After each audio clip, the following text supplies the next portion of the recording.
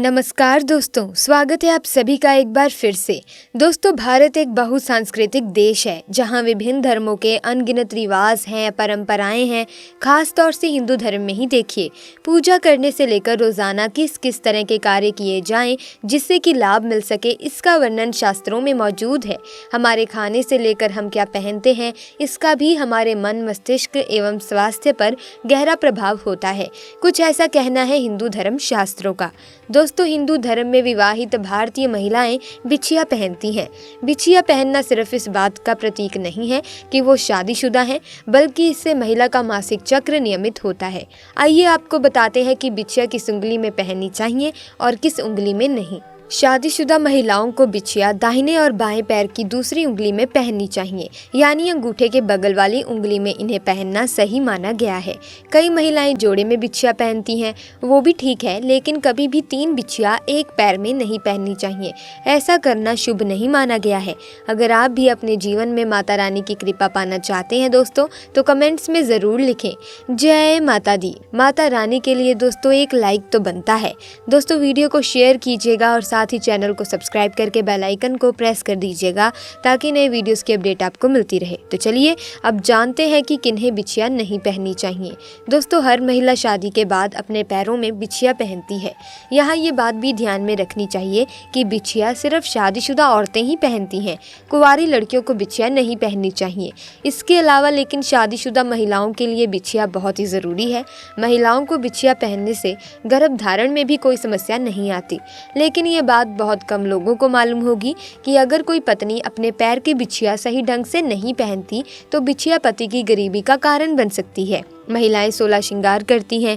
माथे की बिंदी से लेकर पाँव में पहनी जाने वाली बिछिया तक हर एक गहने का अपना एक महत्व है, लेकिन बिछिया पति की गरीबी का कारण भी बन सकती है। इस बात का भी खास ख्याल रखा जाना चाहिए कि बिछिया हमेशा चांदी की ही पहननी चाहिए।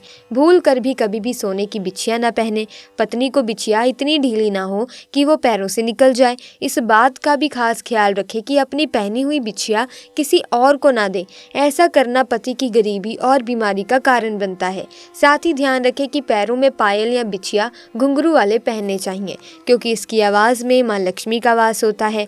तो दोस्तों, अगर आपके पति को अपने हर काम में असफलता हाथ लगती है और पैसों की तंगी का सामना करना पड़ रहा है, तो सिर्फ बिछिया ही नहीं बल्कि कुछ और सावधानियां बरतनी चाहिए। जैसे सुहागिन महिलाओं को भूलकर भी उपहार में दिए गए सिंदूर का प्रयोग नहीं करना चाहिए।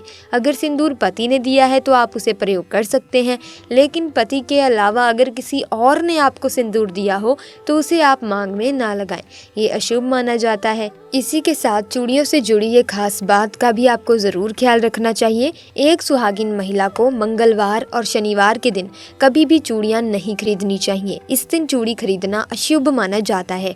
यदि आप इस दिन खरीदी गई चूड़ी पहनती हैं तो इसका असर आपके पति के दुर्भाग्य को बुलावा दे सकता है। ये बात जान लें कि सुहागिन महिलाओं के लिए चूड़ियाँ पहनना जितना ज़रूरी है उतना ही ज़रूरी है चूड़ियों का रंग, क्योंकि आप कौन से कलर की चूड़ियाँ पहनती हैं इसका सीधा असर आपके पति पर पड़ता है। साथ ही याद रहे कि चूड़ी अगर कहीं से तिड़क जाए या टूट जाए तो उसे तुरंत हाथ से निकाल देना चाहिए। टूटी हुई चूड़ी पहनने से पति की बर्बादी दस्तक देती है। चलिए अब चूड़ियों के रंग की बात करते हैं। लाल रंग की चूड़ियाँ पहनना बहुत ही शुभ होता है।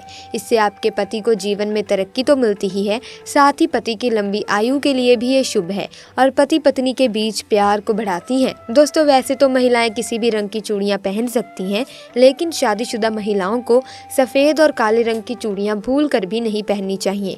सफ़ेद और काले रंग की चूड़ियां सुहागिन महिलाओं के लिए अशुभ मानी जाती हैं। ये बुरी किस्मत लेकर आती हैं और इसका नकारात्मक असर आपके पति पर दिखाई देता है। जो महिलाएं सफ़ेद या काले रंग की चूड़ी पहनती हैं उसके पति का दुर्भाग्य बहुत जल्दी आता है। ये इतनी ज़्यादा अपशगुन साबित हो सकती हैं कि बुरी किस्मत या अनहोनी के चलते आपके पति की जान तक जा सकती है। इसीलिए जहां तक हो सके सुहागन औरतों को सफ़ेद और काले रंग की चूड़ियों को पहनने से परहेज करना चाहिए। दोस्तों अगर आपको लगता है कि आपकी किस्मत सही नहीं चल रही है, आए दिन मुसीबतें आ रही हैं, ऐसे में अगर पत्नियां अपने पति के भाग्य के लिए कुछ उपाय करना चाहती हैं तो कुछ ऐसे काम हैं जो अगर आप अपना लें तो मां लक्ष्मी के साथ सभी देवताओं का आशीर्वाद आपको मिलता है और परिवार के सदस्यों को प्रगति एवं सफलता मिलती है। घर में सुख शांति और समृद्धि आती है। तो चलिए दोस्तों जान लेते हैं इन चमत्कारी उपायों के बारे में। नंबर 1, रोज सुबह उठकर अपनी हथेलियां देखें। रोज सुबह जब आप उठें तो सबसे पहले दोनों हाथों की हथेलियों को कुछ क्षण देखकर चेहरे पर 3-4 बार फेरें। धर्म ग्रंथों के अनुसार हथेली के ऊपरी भाग में मां लक्ष्मी, बीच में मां सरस्वती व नीचे के भाग में भगवान विष्णु का स्थान होता है। इसीलिए रोज सुबह उठते ही अपनी हथेली देखने से भाग्य चमक उठता है और कई तरह के सुनहरे अवसर भी मिल सकते हैं। नंबर 2, पहली रोटी गाय को दें। भोजन के लिए बनाई जा रही रोटी में से पहली रोटी गाय को दें। धर्म ग्रंथों के अनुसार गाय में सभी देवताओं का निवास होता है। अगर प्रतिदिन गाय को रोटी दी जाए तो सभी देवता प्रसन्न होते हैं और आपकी हर मनोकामना पूरी कर सकते हैं। नंबर 3, देवताओं को फूलों से सजाएं। घर में स्थापित देवी देवताओं को रोज फूलों से सजाना चाहिए। इस बात का ध्यान रखें कि फूल ताजे ही हों। सच्चे मन से देवी देवताओं को फूल आदि अर्पित करने से वो प्रसन्न होते हैं व व्यक्ति के जीवन की हर परेशानी दूर कर सकते हैं। स्नान करने के बाद तोड़े गए फूल ही भगवान को चढ़ाने चाहिए, ऐसा नियम है। नंबर 4, सुबह करें झाड़ू पोंछा। घर को हमेशा साफ सुथरा रखना चाहिए। रोज सुबह झाड़ू पोंछा करें। सूर्यास्त के बाद झाड़ू पोंछा नहीं करना चाहिए। ऐसा करने से मां लक्ष्मी रूठ जाती हैं और व्यक्ति को आर्थिक हानि का सामना भी करना पड़ सकता है। धर्म ग्रंथों के अनुसार जो व्यक्ति सूर्यास्त के बाद झाड़ू पोंछा करता है, देवी लक्ष्मी उस घर में निवास नहीं करती और वहां से चली जाती हैं। लक्ष्मी की एक बड़ी विशेषता ये है कि ये जितनी कठिनता से प्रसन्न होती हैं उतनी ही सरलता से रुष्ट भी हो जाती हैं। कहने का तात्पर्य यह है कि लक्ष्मी की कृपा प्राप्ति बनाए रखने के लिए सदैव शास्त्रों में बताए गए नियमों का पालन करना चाहिए, अन्यथा एक छोटी सी गलती से लक्ष्मी रूठ कर चली जाती हैं। आपने देखा भी होगा कि बड़े ठाट बाट से रहने वाले साहूकार और सेठ पल में कंगाल होकर रास्ते पर आ जाते हैं। ये सब माँ लक्ष्मी के रुष्ट होने के कारण ही तो होता है। माँ को नाराज करने से अच्छा है कि शास्त्रों में बताए गए इन नियमों का पालन करें ताकि महालक्ष्मी कभी भी अपने भक्तों से रुष्ट ना हो और उनकी असीम कृपा उनके भक्तों पर हमेशा बनी रहे। घर में स्त्री भोजन बनाते समय या खाना परोसते समय अगर खाती रहती है तो लक्ष्मी नाराज हो जाती हैं। इसका कारण ये है कि इससे भोजन जूठा हो जाता है। जहाँ जूठा खाना खाया खिलाया और फैला रहता है उस घर के लोगों से माँ लक्ष्मी नाराज रहती हैं।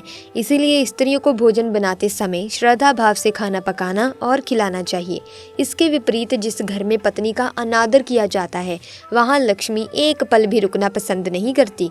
पत्नी का अनादर करने वाला पुरुष लक्ष्मी का अपमान करता है। इसीलिए दोस्तों अगर आप भी अपने घर की औरतों से रुष्ट होकर बात करते हैं तो ऐसा बिल्कुल ना करें, क्योंकि औरतों में ही देवी का रूप होता है जिसे आज सारी दुनिया पूजती है। तो दोस्तों अगर आप भी माता रानी की कृपा पाना चाहते हैं तो आप अपने घर की स्त्रियों से हमेशा प्यार से बात करें। अगर वो कुछ गलती भी करती हैं तो उन्हें प्यार से समझाएं, लेकिन उनके साथ मार पिटाई तक ना पहुंचें, क्योंकि अगर आप किसी भी स्त्री का अपमान करते हैं, उसके साथ मार पीट करते हैं या कोई भी गलत काम करते हैं तो सीधे तौर से दोस्तों आप माता रानी को रुष्ट कर रहे हैं, उन्हें क्रोधित कर रहे हैं। और जब माँ लक्ष्मी आपसे क्रोधित हो जाती हैं तो आपके घर में कंगाली, दरिद्रता, बर्बादी दस्तक देती है। और अगर आप चाहते हैं कि आपके घर में माता लक्ष्मी का वास हो तो आप किसी भी स्त्री को अपमानित ना करें, उनसे प्यार से बात करें। तो दोस्तों आज की वीडियो में बस इतना ही। मिलेंगे अन्य वीडियो में नई जानकारी के साथ। वीडियो अच्छी लगी तो वीडियो को लाइक करें, शेयर करें, चैनल को सब्सक्राइब करके बेल आइकन को प्रेस कर दें ताकि नई वीडियोस की अपडेट आपको मिलती रहे। आपका बहुत बहुत धन्यवाद।